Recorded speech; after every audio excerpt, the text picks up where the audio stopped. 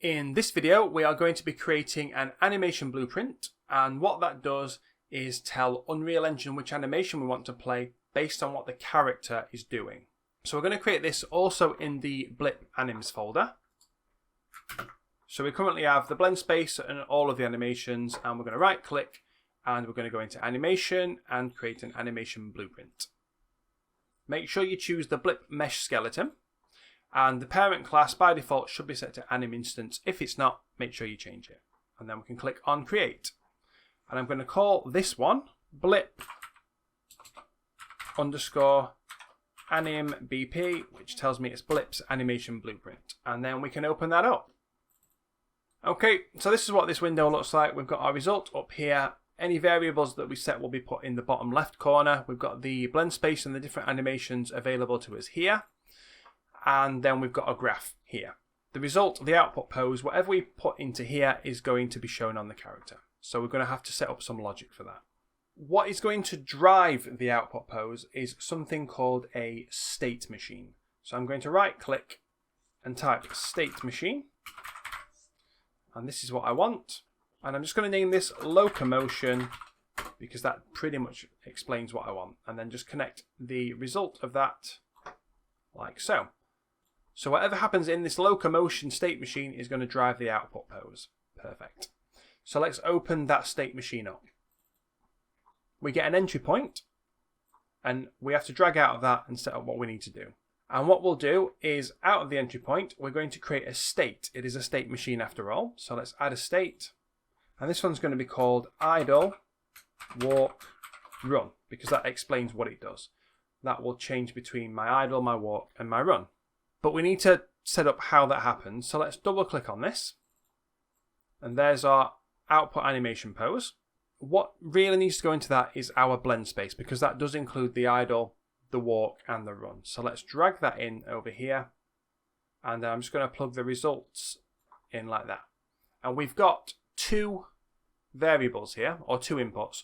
So this one's called none because we're not using it. That one was the horizontal axis that we left alone. But the vertical axis, speed, this is the one that we want. And what we're going to do is right click on speed and promote this to a variable that should just be called speed. Perfect. And what's going to happen now is whenever we change that variable, that's going to go into the blend space, which we know goes between 0 and 500. And then that's going to have an animation that goes into the output pose, which feeds the character. So if we look down here as well, there's nothing happening in the details panel, but if we compile it, we now get that speed variable available to us. And if we were to type 500, which is our character's top speed, you would see that it now shows the run animation. If we were to type, I think 125 is his walk speed, we'll see the walk. If we type somewhere between that, like 175, it will do a bit of a blend between the two. So we know that whenever we set that property, it's going to do something for us. So let's just set that back to 0 for now. And we're going to have to set up the logic to drive that. So let's go back up to Locomotion just here. And then we want the event graph over here. So just to the left of the Locomotion tab, we've got an event graph that we can use. So what we want to do is get the pawn owner, which is basically going to be the character blueprint, the owner of this animation state. And we need to first of all check that that's valid. So let's drag out of the return value here. And we're just going to type is valid. There are two options. You want the one with the question mark. So we're checking, is that a valid thing that we can do? So let's then plug that in. And what I'm going to do is just move that over here, because I'm going to comment these later and I want them to be put together. So perfect.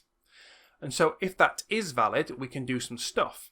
And so we need to know how fast that character blueprint is moving through the level. So we're going to go out of try get pawn owner. So go out of the return value again. And we need to find out what the velocity is. So let's type get velocity, which comes in the transformation one, not the nav movement one. So there we go. But we can't use that as it is. We've got to change it to a vector length. So let's just drag out of the return value and type vector length. And it's just the top one that just says vector length. And we can use that to set the speed. So let's drag the speed from the variables section in the bottom left. And we don't want to get it, we want to set it. We are changing it here. I'm going to take the return value here and plug that in. So now whatever is happening in the vector length from the character will set the speed variable. And then we can connect that up like so.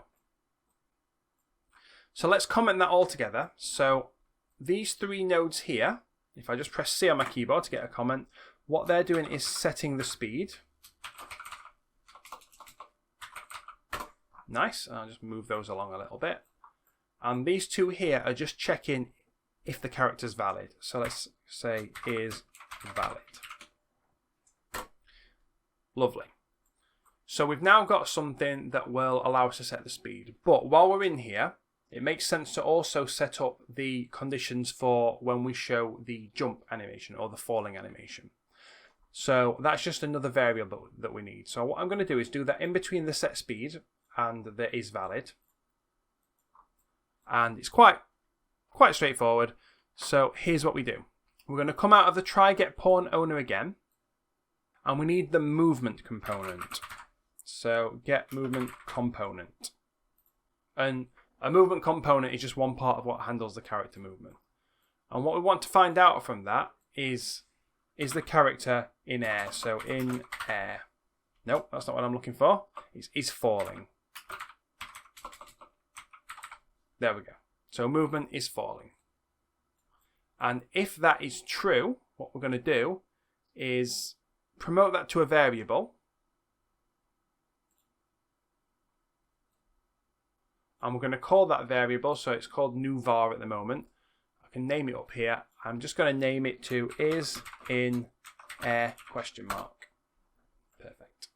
And then we're going to go out of is valid into set, and then out of here to set the speed. Nice. And that is now handling whether or not we need to show the jump. So let's comment that up with is in air. So we'll know what that's doing. And that should really do it for the logic that we need to put here. So I'm just going to compile and save. And then I need to go back to my Locomotion tab over here just to do the finishing touches. So we've actually set up everything we need for the idle walk run. But now what we need to do is set up the conditions for a jump. So we need to go from the idle walk run into a jump. So we do that by just putting our mouse at the edge of this state, drag out of it, and then let go somewhere else. And we're going to add another state that we call jump. And what we're going to do is double click on that to open it up. And we're going to add the fall animation to that. And there's nothing else we need to do in here. We're just saying whenever this state happens, show this animation. So let's just compile and save that. And what I want to show you now is that as I compiled it, I got this little warning here that says this will never happen. We need to connect something to the can enter transition. So at the moment, we've set nothing up that says when it's allowed to enter this state. So let's now go back to our locomotion up here, so back into the state machine, and it's asking us about this, which is called a transition rule. And if we double click on it, when are we allowed to enter the transition? Now we could just click on true, but then that would always be true, so it would always be jumping. We need something to drive that, and we're going to use the is in air variable from down here. So let's get that. So we just drop it and we're going to get it, and basically if that's true, you can enter the transition. And that will do it. We can now compile and save that. And what's happening now is we're saying whenever the character is in air, this will be true, show the jump animation. The problem we've now got is that we've got nothing to set it back to idling or running after the jump is complete.